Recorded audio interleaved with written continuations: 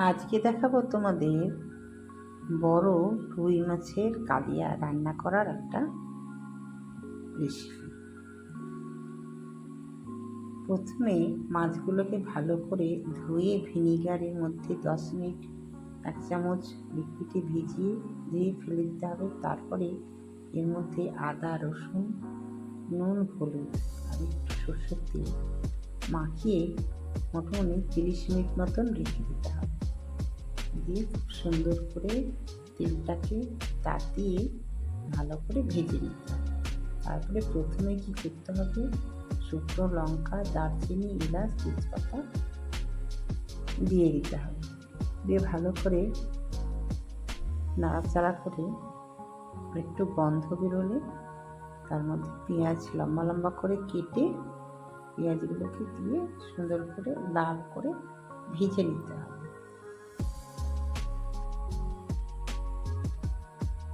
দিয়ে এর মধ্যে চিনি দিতে হবে। চিনিটা দিলে কী হবে, রঙটা খুব সুন্দর হবে।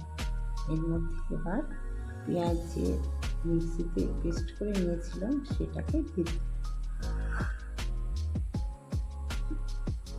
তার মধ্যে আদা আর রসুন দিতে হবে। দিয়ে ভালো করে নাড়াচাড়া করে নিতে হবে।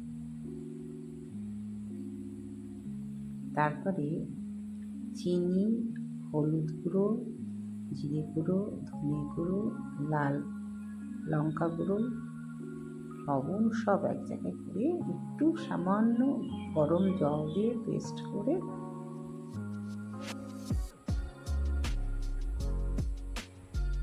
দিয়ে দিতে হবে।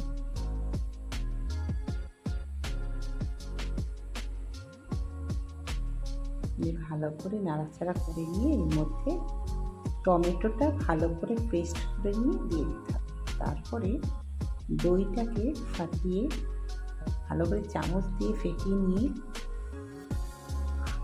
দইয়ের একটু সামান্য জল দিয়ে দিতে হবে।